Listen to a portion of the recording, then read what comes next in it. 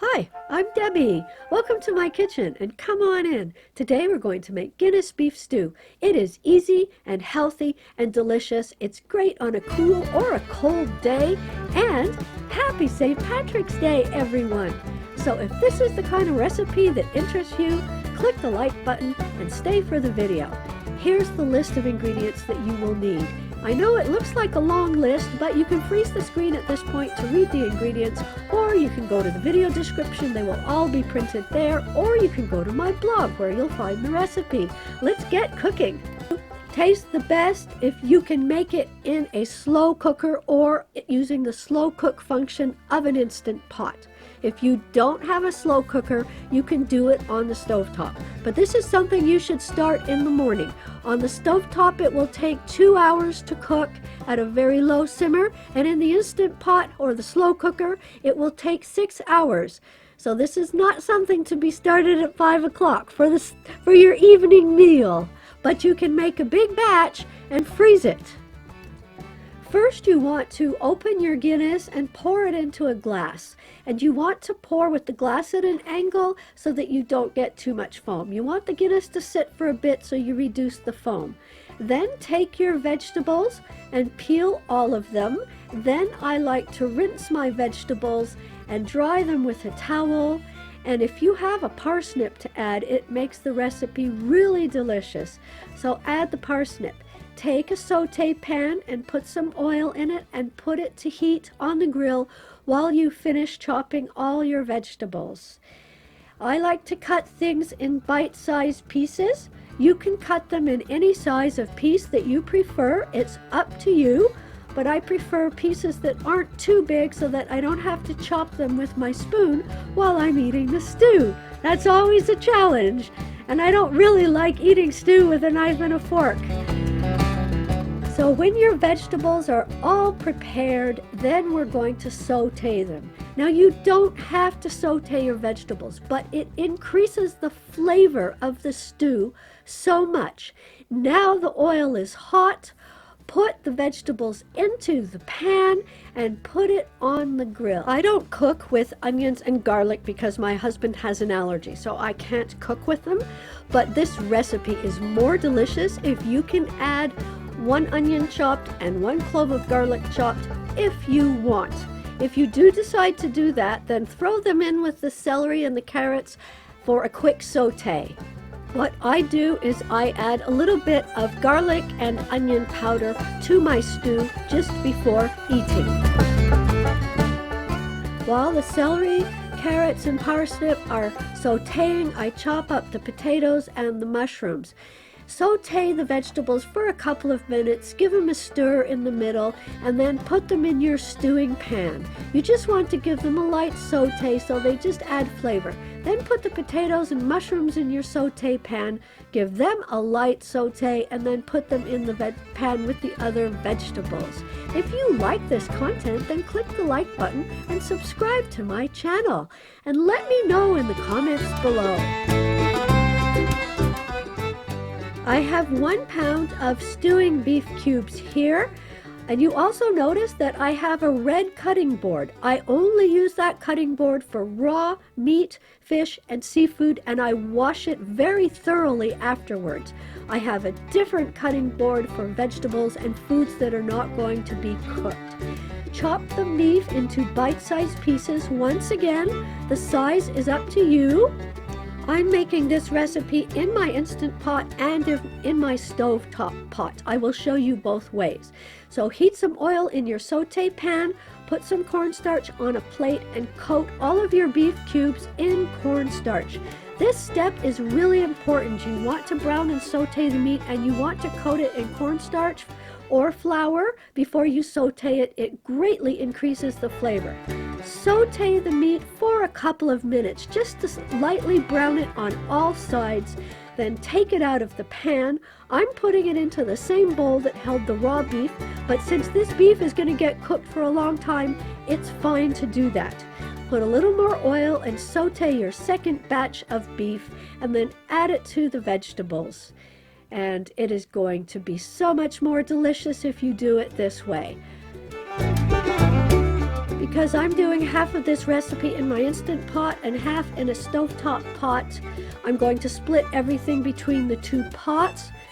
It's a big recipe. You could cook it all in your Instant Pot, but I have an 8-quart pot and this whole recipe wouldn't fit.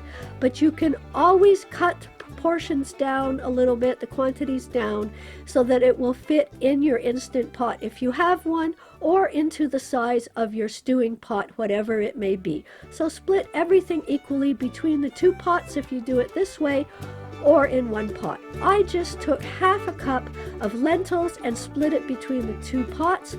Then I'm adding my glass of Guinness. You can always add 2 Guinness cups if you want. Now I'm adding 4 cups of concentrated beef stock, and then I'm going to add a lot of water.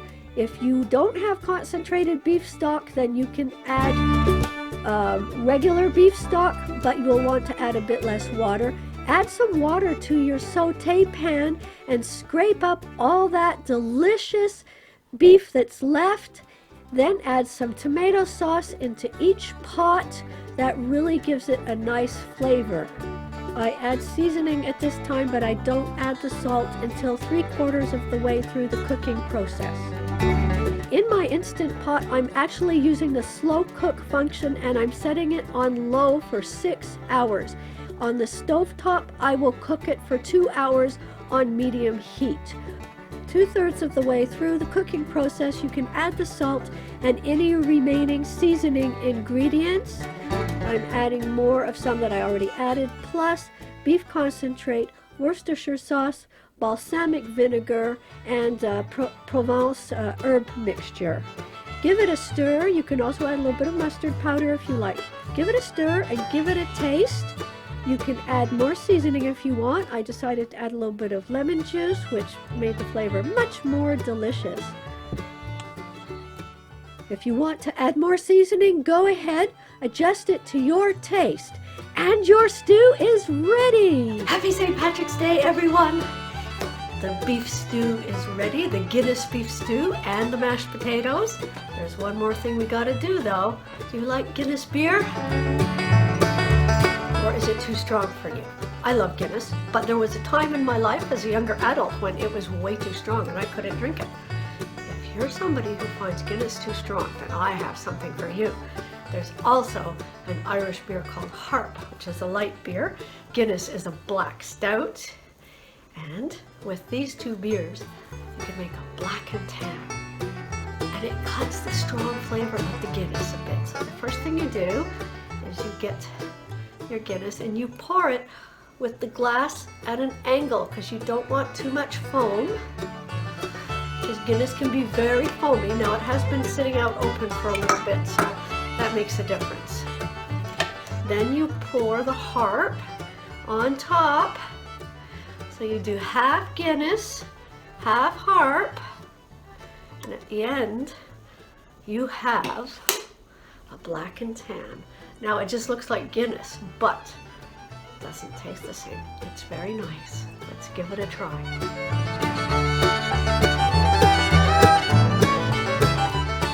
Very nice. The Harp is slightly citrusy, and so it reduces the sweetness of the Guinness and it greatly reduces the strong flavor of the Guinness. Okay, let's get started with dinner. So, this is how you traditionally serve Guinness beef stew.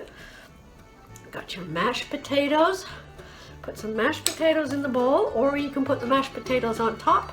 Some people will put the stew in and the mashed potatoes on top. I prefer putting my mashed potatoes on the bottom. So, get some mashed potatoes in there. I will be back with the stew. And here we have our steaming bowl of Guinness Irish beef stew with mashed potatoes. We'll give it a try. But first, a blessing. May the luck of the Irish be with you. May you have music in your world, love in your heart, and good people all around you. Health and happiness throughout the year. And especially, may you have good food. Let's give this a try. So I like to mix the mashed potatoes a little bit into the stew. I'm going to take a piece of carrot here. Guinness just gives it such a nice flavor. And you know that the alcohol evaporates during the cooking process, so there's no alcohol in this recipe. So children can eat it, or anyone can eat it. You're just left with the delicious flavor of the Guinness. Here's a piece of turnip.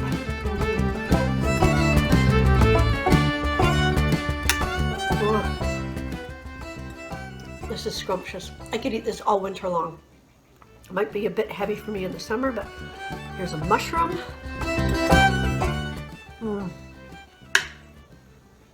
Somewhere in here there's parsnips, but I can't tell them from the other vegetables. I love this dinner. So, okay, one more bite. One more bite. Here we go. I hope you like this recipe. Give it a try. Let me know.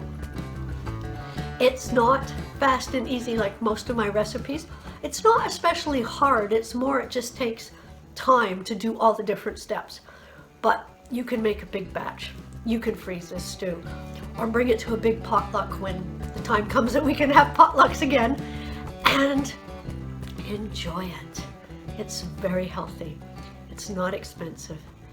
Let me know what you think. Happy St. Patrick's Day to you. I look forward to seeing you in the next video. So if you are not a subscriber, subscribe to my channel and click the like button if you like this video, and share this with your friends. The more the merrier. Take care. Bye. Here are some recipes that will go nicely with this stew. Coleslaw would make a great side dish salad. And this fruit custard and chocolate dessert is easy, fast, and delicious. Or if you prefer, shortbread cookies are also very easy to make. Thanks so much for watching, and thanks for your support, and click the bell so you're notified every time I upload a new video.